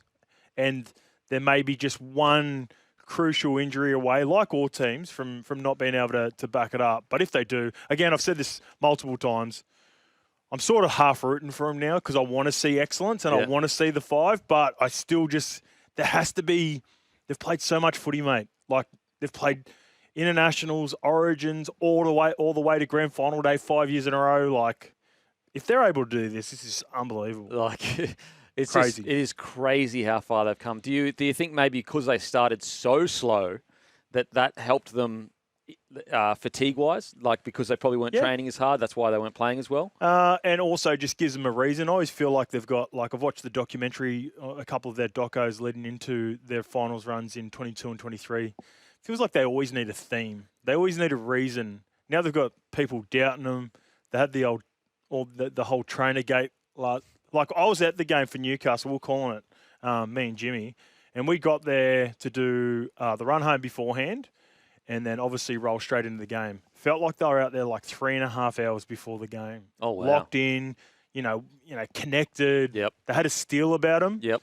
And Nathan went out there. I know they're playing the Knights, and the Knights are super banged up, but considering everything that they went through and all the chat around it, thought they were super locked in. And again, that could be something that they use now. Like it wouldn't surprise me if Ivan starts throwing out, like, now they're trying to get us with trainer stuff and all that, and the build up, for sure, just to energize the boys and give them an extra reason to go after the comp. Yeah, that's fair, and I think they'd be right to do that, because part of the blow up at the Penrith Panthers, like, let's say that was a lower tier team that's trainer did that, people would obviously still be upset, but nowhere near as upset as they are with the Panthers, because you're looking for reasons to hate the Panthers because they're so good. Happens with any great side. And so if I'm with you, mate. If I'm Ivan Cleary, I'm using that. Guys, look at all these people that want to see us fail, that are rooting for our downfall. And I think on the weekend, when you look at the stat of, I think it was like nearly 50 tackles in Knights 20 compared to 1 in Panthers 20. Yeah. That shows you how locked in they were. Yeah, they were strangling them. Oh, we were sitting on the 40-metre line for where Penrith were attacking from in the first half. And the only Panthers player we seen was Dylan Edwards returning the ball from about the 20, getting it to halfway. And then the Newcastle players, the only time we seen them was when they were kicking off. Far out. That's just so good. Yeah, crazy. Okay, Warriors v the Dragons, Friday, 6 p.m, Go Media Stadium. Tanner Boyd is recalled at halfback. Tomato Martin sidelined with a concussion. Egan returns at hooker. Kate Weller's out through concussion. Leka Halasima will start in the second row. Dragons team news, Matt Fine replaces the injured Moses Sully in the centres, and Michael Molo returns from an ankle injury on a strong bench alongside Loko Pacifica Donga. It's a good game. This will be a good game. Two desperate teams for different reasons. The New Zealand Warriors are slowly letting that top 4 position slip away. Now they've got the Panthers who just jumped them this weekend. They know the Penrith Panthers have a a really tough schedule. So despite the disappointment, Webby's got to find a way to rally the troops and get them going. The Dragons have looked good. It was an ugly win against the Canberra. It was a way better win against Cronulla. Yeah. I would have been disappointed if they'd lost that game. I thought a couple of referee decisions were really harsh against them. I thought it was a really good win against Cronulla. So an away trip, this will be really gritty. I think this will be a low-scoring, gritty affair over there. On the Dragons, like, they can turn their season from there was a period where, like, it was all hands on deck, you know, panic stations, huge controversies, headlines everywhere. They win the last few, you know, rounds. All of a sudden, what a great season it was. Yeah. It's just crazy how quick things can turn for a coach. You know, Flanagan gets extended for a couple more years. I'm super excited for the Dragons. It's the first time in a long time that I've been like, there's a future there. Like that's big, mate. The Flano signing, and despite whether you like Flano or don't, I actually like Flano. I think, you know, he's a very viable coach at NRL level. But when you extend him, when you have these conversations with the likes of Tino Fa'asuamaleaui, you know, if he's 50-50 on his decision and the guy recruiting him in Shane Flanagan, he's not sure whether he's going to be there at 27, 28, then that becomes a big what if. So now Flano can go out and grab an extra couple of players, but I think we're both in agreement. We like some of the young players that are emerging down there. Warrior Tanner Boyd comes into the side. Thoughts on Webster's decision to leave Tanner out last week in those conditions? I didn't mind it. It's hard now because Tamati Martin gets injured, so we'll never know. In saying that, he's probably got the better kicking game out of him in those conditions. The one that puzzled me the most was Sam Healy. Yeah, that was so strange. Yeah, because I thought Sam Healy was arguably their best player against the Dolphins. He's a great player. And I like him. Yeah. So considering Wade Egan was missing in that game, I thought that was a great opportunity to get more minutes into Sam Healy. He comes on, has an immediate impact. So I was more against Sam Healy and Freddie Lussick than Tamati, who I think is a very capable first grader half. But the Cat one didn't hurt, and he won't be playing this week. So Tanner gets another shot. Alrighty, on to the next game. Roosters v the Bulldogs. Roosters, Victor Radley takes Wong's place with White shifting to the front row. Egan Butcher takes the back row spot with Blake Steep joining the bench. And Bulldogs unchanged from last week. How do you see this one, mate? This is the game of the round for me. I got this one over the first game just because we're fairly close to, you know, full strength for both of these two teams. And the Bulldogs were able to just, you know, get over that hump in the wet. The Roosters, and everyone knows how many players the Dolphins have been missing, but they've still been playing well with those players. Yep. So I thought that was super impressive. Hated the shenanigans of sending the players off. I thought that was way over top, but it is what it is. At least they sent both off, and it didn't affect the Dolphins for the scoreline because the Sydney Roosters were just so much better. So Bulldogs and Roosters is my game of the week, and I can't wait. And they couldn't be more polar opposites at sides. Like the Roosters forward pack is huge. Like it's a big, explosive. We saw it last week with the Dolphins, just like couldn't go with them. You know, going to be interesting. The Dogs, you know, they have a relatively decent sized forward pack now, but it's almost not total opposite, but they're all about getting to your front, quick play the ball, you know, keeping the ball in play. It's going to be interesting to see which kind of tactic works the best, because if the Roosters get on top and start physically bullying them, they love that, and so they get their chest out. It's going to be super interesting. The Bulldogs can also strangle them. Yeah, absolutely. Because the Roosters, they like to play flat and fast, offload in and around the ruck. The Bulldogs hunt as a pack in and around that area. So we'll see who's able to get on top. I like the switch for Bailey Hayward last week. I think that really opened it up to get back to their second phase compared to Reid Marnie. So it looks as though at least it's going to start like that to begin the game with Reedy named on the bench. And I think this is you know, at least the 6, 7 and 9, that's who they think is going to be their future. Obviously with both Reedy, Toby Sexton, all those changes that they've made. Yep.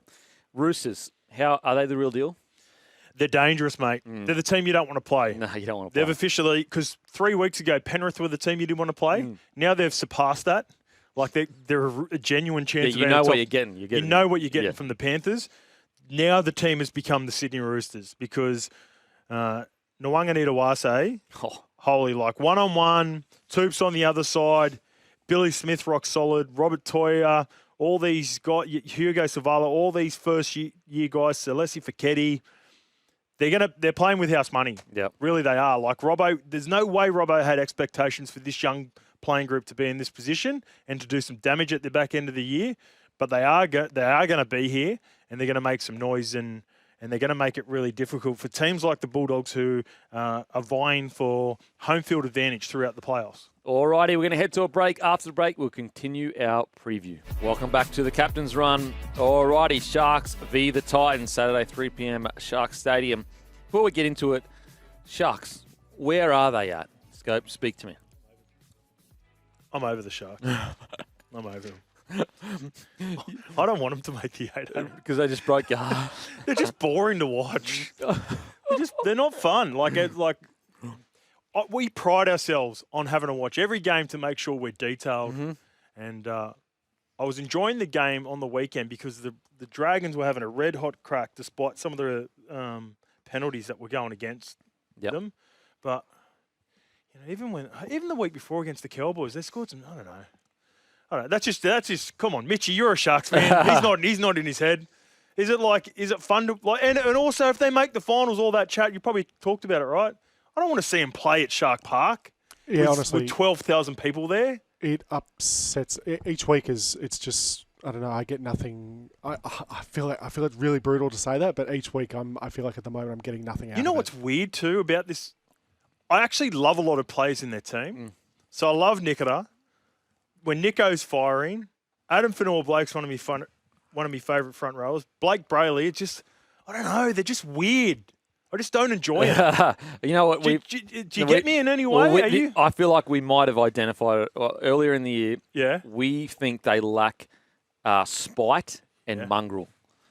Only person I see flying out of the line is Nikita. Outside of that, it's all very by the book. Like the passion where you can make mistakes, but also you can do something great.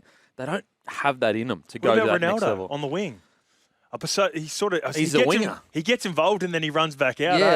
In the forward pack, even Adam Fanua-Blake, he's very much not by the numbers, but like get through his work, do his job. A bit like Payne Haas. Payne Haas is not a guy that's going to like explode the game up, whereas a Flegler, he's going to explode the game. And I just think the Sharkies, they lack spite. Like they're too nice. They're too nice. Adam had it back in the day, but now he's matured. Now he's a vet, and most of the rookies and that, they leave him alone. No one messes with him. So you get to that point and you've got seniority. Toby Rudolph's got a little bit about him. He's fun to watch sometimes, but he can also do some dumb stuff. He did a random offload which cost the Sharks last week, and the Dragons, they just never gave it back to him. I hope the Gold Coast beat them. How about that? There we go. Oh, okay. I'm on the Titans. Okay, wow. Yeah. Wow. Even though the Titans are frustrating for different reasons, they're fun to watch. I'll tell you what, one of the funnest teams in the comp to watch is the Dolphins. Yeah, Dolphins are up there with my favourites. They won't make it. I don't think they'll make it, but I have said this a number of times. I will be investing in the Dolphins early next year. Yeah, I think what Wolfie's doing there is outstanding. And Kurt Donahue might have the largest kahunas in this entire nation. The junkyard dog. Oh, it's more than a dog. That's what Wolfie calls him. Oh, really? After a game, I was loving it. He goes, "Where is he? The junkyard dog." This is like 3 or 4 weeks ago. He's my new favourite player. Oh, mate, I'm a big Donahue Keeley fan. I like him, and I like All Blacks Tougher as well. Yeah, he looks good too. He looks good, and it's squaring up to Spencer. It's not a small thing to do. Yeah, I love it. As a rookie. Yeah. Like a lot of rookies would have said, but he was like, he was ready to go. He was ready to go. He threw a little straight right too, which I didn't mind. Stepped off on the angle, threw it straight down the lane. Liked it. Okay, into the game. Sharks v Titans. Sharks v Titans. Yeah. How do you? Ramian's loss means Hiroti joins the centres. Billy Burns replaces suspended Nikita. Colahoon, I think it is, and Atkinson joined the bench. What about Atkinson? Such a great year last year, barely even used this year off the bench. If I'm them, go a 4-forward bench and let him play in reserve grade so he gets some runs under his belt. Yeah, or just let him. They should have let him go to the Dragons if they weren't going to use him, because I reckon he'll go good next year at the Dragons. I think he's a first grader. And that's been another frustrating part. At times watching that game last week, when there was a moment and sort of Nico and Braden Trindle Braden Trindle just kept on kicking into the corner like the Dragons were going to fold. After 65 minutes, it was evident the Dragons were in for the fight, especially because Gutho was chahooing every time he stopped to try. Yeah. So after that point, they didn't come up with anything. And you think a guy like Daniel Atkinson can open it up a little bit, but does that Do they want that? Like, does Fitzy want Daniel Atkinson killing it, coming on, doing something big and applying pressure and then taking off to the Dragons next year? Yeah, because there was chat at the end of last year around sort of moving players. So, yeah, that's where I'm at. Yeah, I hope the Titans beat them. And they're a chance. You know, no Nikita and no Jesse Romian. Tino back. Okay. Broncos v. the Dolphins, 5:30. Suncorp Stadium, hopefully a dry track. Ben Hunt and Billy Walters form the new halves combination. Pakes starts at hooker with Smoothie joining the bench. Karapani replaces Cobbo on the wing. And Dolphins team news, Mark Nichols replaces Molo at prop. Bromwich joins the bench for his first game since round 8. Averillo and Nafua, I think this says Nafua, are named to start at centre and on the wing respectively. How do you see this one? Yeah. Oh, Tafita Nafahu. Apologies. Yep, Nafahu. The Dolphins are running out of troops, but you just know they're not going to give up. That was an outlier. Like, it was just the perfect mix of drama into a red-hot Roosters team, into... That likes playing like that. Roosters love that stuff. And they had a powerful pack, and the Roosters are playing for more because they're more of a chance. And unfortunately, the Dolphins just come to the end of the back end of the season, and I think it's more, you know, the reality's starting to set in. But in saying that, that's a great opportunity for Wolfie to wipe video, don't watch it. Let's get to train and rip in. We've got a derby coming up against the Broncos, and with a couple of the injuries to the Broncos, it opens up the contest for the Dolphins to have a... Oh, yeah, this is another one. I wouldn't be surprised if the Dolphins get them, but I'll go the Broncos. I'm going to go Broncos too. All right, Rabbitohs v. the Eels, 7:30, Allianz Stadium. This will be a good game. Yeah, absolutely. Hubner head knock sees Mitchell join the bench for the first game in 2025. Walker named in reserves for the first time since injuring his hamstring. And Eels unchanged from the win last week.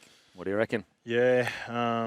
Surprised that Talon De Silva didn't get a start this week after the antics of last week. Oh, my God. Yeah, this would be a really good game. Obviously, when, you know, Latrell Mitchell and then you've got Cody Walker lurking in the reserves. When those two guys are in the team or thereabouts, they're a much better team. Is the Cheese dropped out, has he? What's happened to the Cheese? Oh, no. I've got him in multi. The block of? No way.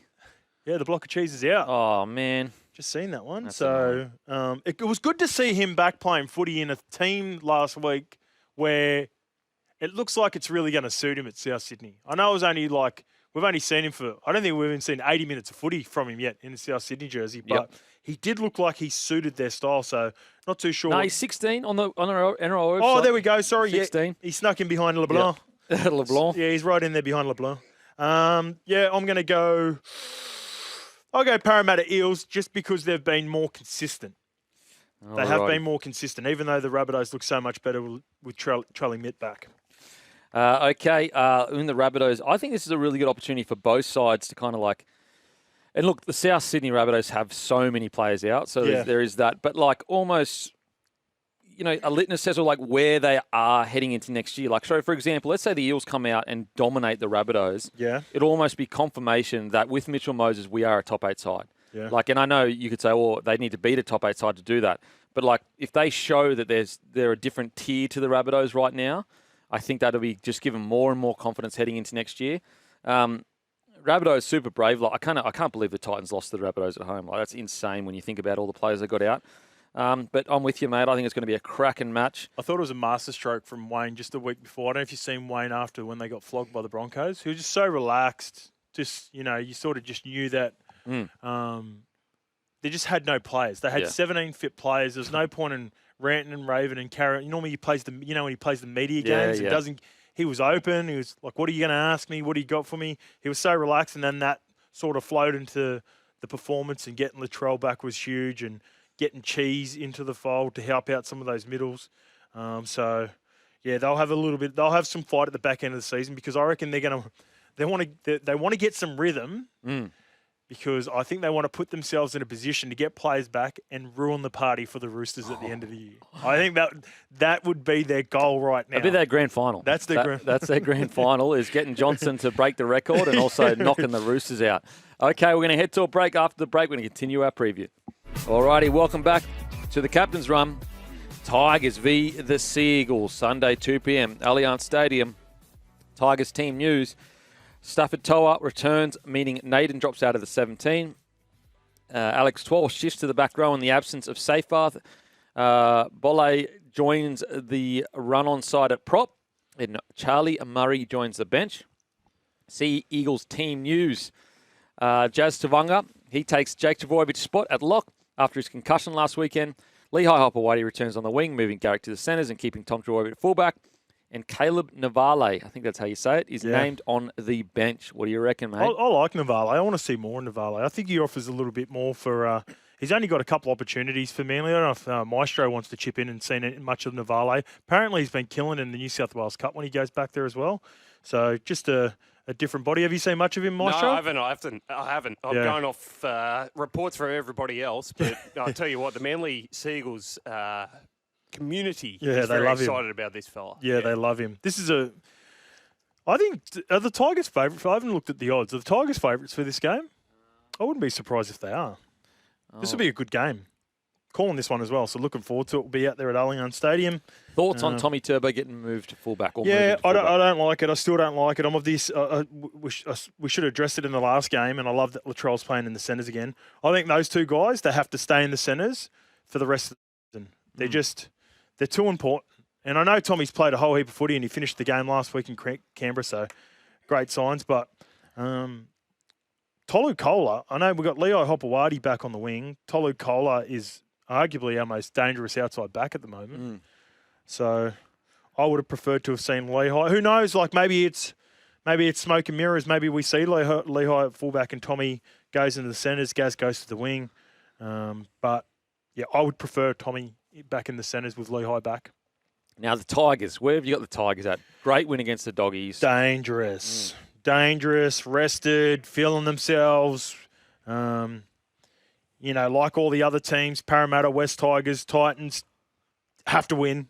They've probably put enough gap between them and the other teams down the bottom to not get that dreaded wooden spoon. But I think they've got high expectations in that to finish the season. Like with, the re-signing of Dewey, Kai Pearce-Paul on the way, Latu Fainu, like I said this about 6 or 7 weeks ago.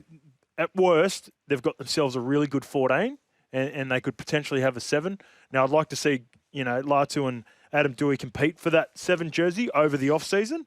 But, yeah, they're starting to, 3 out of the last 5 games have been wins for them. So they're okay. They're doing better than what I think a lot of people were giving them credit for. Yeah, it makes like the Roosters win. Like they've beaten some pretty decent sides. Like you look back on it and you actually, if you were to say the Tigers were to improve on last year, you would say they would win games against bottom like tier sides. And it's actually been a couple of like the Doggies, obviously the Roosters. And so that's the really exciting thing for the Tigers is like you're not beating low tier sides, you're beating some of the top tiers. So you guys at your best, who knows what you could do next year. Where do you see them finishing at the end of the year? I think I've got them in the sort of 12 to 14 range. 12 to 14? Yeah. What's a really good year for you from the Tigers? Oh, I need to get I've got to get the ladder up to see how much of a jump they can make. They can technically still make You know what? Like, the dreaded 9th place that they hated for so long. Imagine if, that would be a great result. Obviously. Mate, 100%. So I don't know if that's... Well, if you're saying the top 8's still attainable, if they can go on a run, knock Manly off, who, despite, they're not currently in the top 8, are they, Manly? But they're a top 8 sort of roster and talent. They've got top 8 talent in their team. I think it's a danger game. And did we lose to the Tigers late last year as well at Leichhardt? Yeah. So... I'm just glad it's not at Leichhardt. I'd be more worried if it was at Leichhardt. Allianz, I think there's more hope for Manly. Alrighty, Cowboys v Knights. That's Sunday, 4 p.m, Queensland Country Bank Stadium. McLean is called in for Hess's season-ending suspension. Carl Lawton joins the bench alongside Thomas McKaylee and Harrison Edwards. Knights team news, 19-year-old Connor Vortano will make his general debut at fullback. He looks pretty quick too. They should have put a little snippet up of him scoring. Okay. He looks quick. He actually moves a little bit like Nwanga Nitawase. Okay. So, look, I'm not saying he's as good, but he moves a little bit like him. No, you did say that. You said he's better. You said he's better than Marky Mark. Dane Gagai returns to the centres. Fletcher Hunt drops out. Tyson Brazil replaces Croston at lock. And Brodie Jones And New South Wales Cup, Matt Arthur joins the bench. Oh, and just this last little thing, O'Brien to play 7 with Jake Arthur. Oh, okay, so. That's good from you. That is good. Hey, what about Paul Gags? He got picked apart by Nath last week, didn't he? Oh, man. It reminded me of when the Broncos put Jesse Arthurs at fullback and Ches picked him apart. Oh, when man. you have a makeshift fullback, even though Gags is one of the best players, outside backs of all time, he's right, like, he's in that conversation. He's just an absolute goer. He's not a fullback. No. And Nath just went right, he went left, he went low, he went high. And poor Gags, he dragged the ball over on that 40-20.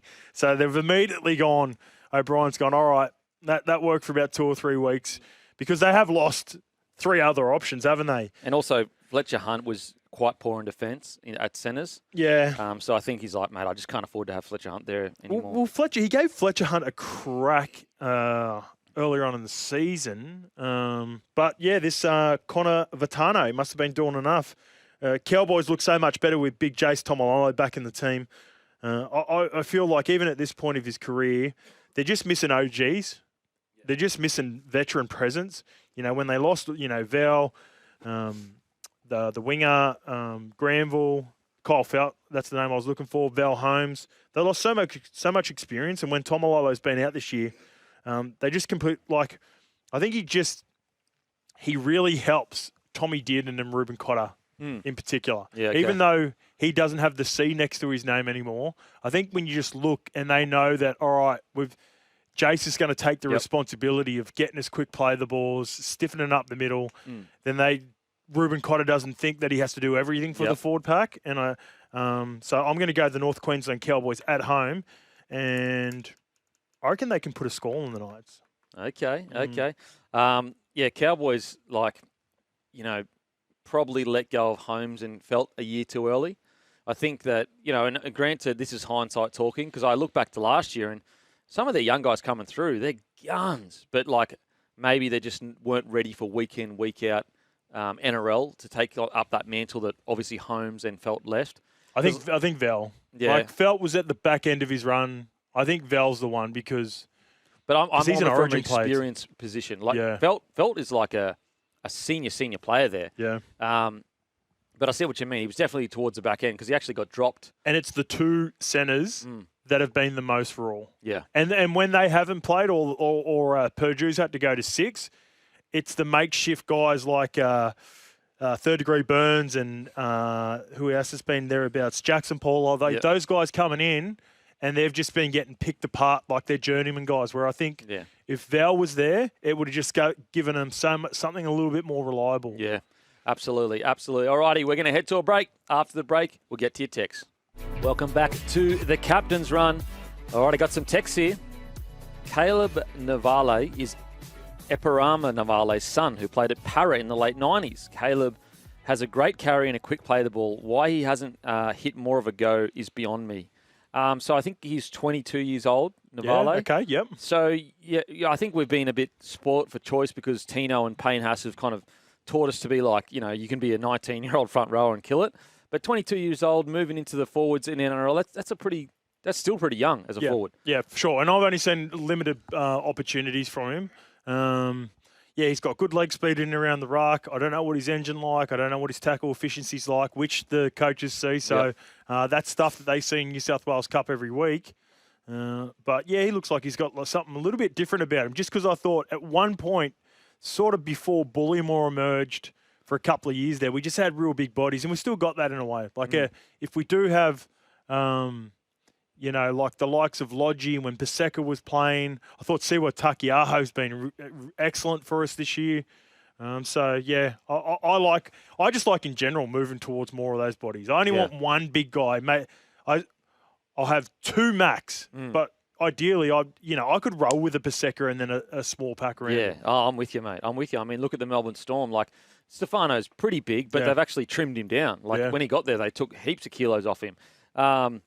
Now, got some more text here. Bulldogs forward pack next year. 8 King, 9 Hayward, 10 Thompson, 11 Kickout, 12 Preston, 13 Tino, 14 Man, 15 Hayes, 16 Curran.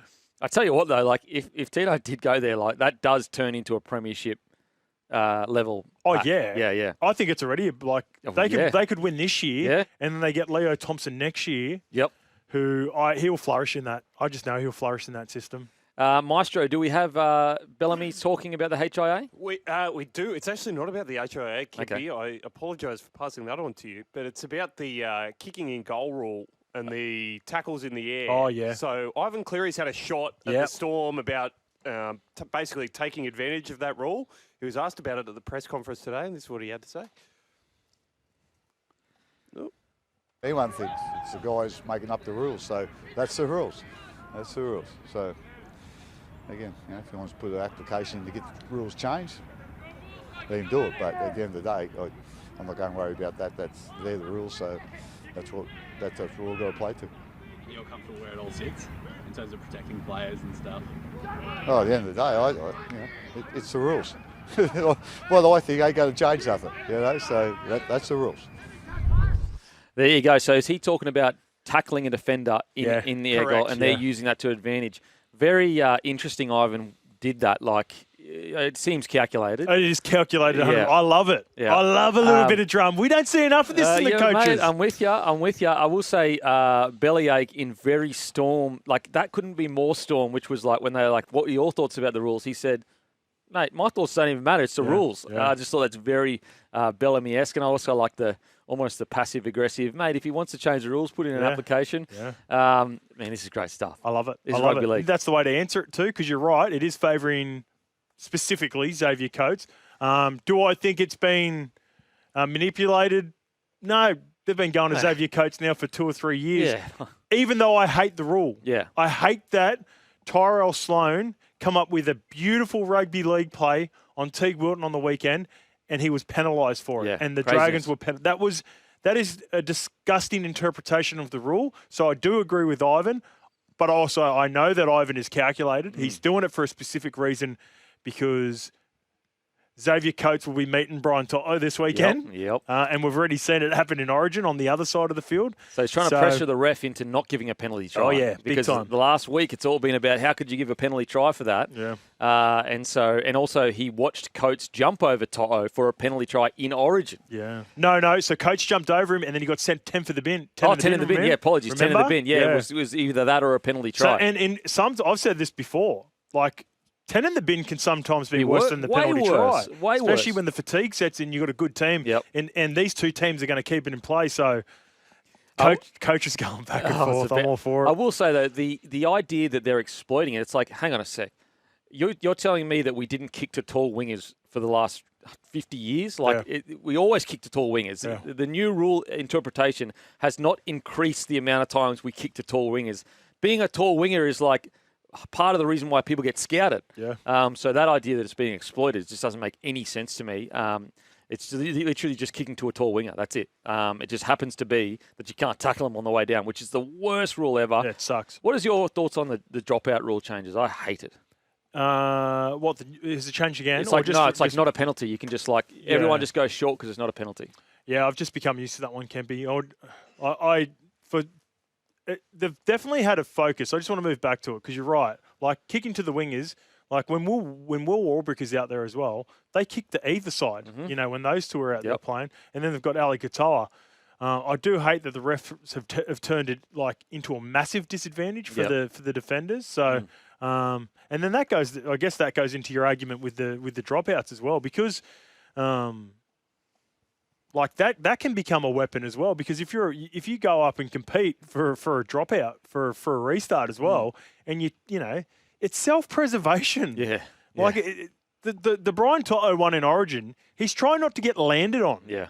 By Xavier Coates and get squashed. And it's also a natural reaction too. Like, what do? Flail your arms out so you don't touch him? In any of those examples that we've seen recently, Dean Mariner with Xavier Coates, Sloan on Wilton, Toto in Coates in Origin, not one of those tackles were dangerous in any way, and not one of those defenders had intent to hurt the player that was going up and competing for the ball. And look, I get the rule was brought in so people don't take out people's legs, obviously. Yeah. But I'm sure footy players are switched on enough to go, hey, I better not take out his legs. All I can do is either go out with him and catch him, or wait on the ground and catch him. Those are your really two options. Don't people like within the NRL have people like us who think about that stuff and can see it like, all right, you've done this a number of times now. You sort of you're going down this track.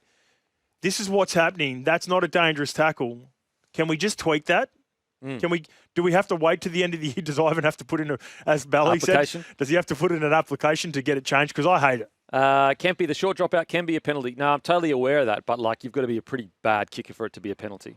Like, it did happen on the weekend. Yeah, Barry Crocker. Like, who smashed it 40 metres down the field. Yeah, someone knocked it too far on the weekend. It was the Warriors. It was Tamati Martin or Harris Tavita. Yeah. It was one of them. Yeah. One of them. Anyway, I hate it. I hate the fact that getting repeat sets. Oh, tour picking. Yeah. Got the wrong bloke. I hate that the short kicking game on the line and getting repeat sets and building pressure is like not a part of our game much anymore. Yeah. I used to love that. When you used to watch people just defend set after set after set, like that's what made Origin great. And now it's just like, they're just like, I'd rather get tackled in the corner. Like, if you go look at the heat map for the Bulldogs, it's all Bronson Xerri getting tackled 3 metres out from the try line. They don't even bother. Yeah, high percentage. Okay, we're going to go to a break. After the break, we're going to wrap the show up. Alrighty, we are done and dusted. Make sure to give the Levels Network a follow. Skip and Mason every week talking all things rugby league. Can I give a quick little shout out? Yeah, of course. I was on the League Lounge with Shawnee Johnson last night over in New Zealand. Went to visit Shawnee, and big thank you to him. He's doing a great job. Were you over in New there. Zealand yesterday? Yeah, got home this morning. Oh, okay. That's why I got I love doing the first hour. I had to do the last hour today, but okay. I went over and did it with Shawnee Johnson and Tohu Harris on the League Lounge. So how good! That's airing tonight in New Zealand. So if you're from New Zealand, you're listening and watching this, then give it a watch tonight. Alrighty, we're going to wrap it up. Stay tuned for the run home. Joel and Fletch. See you next week.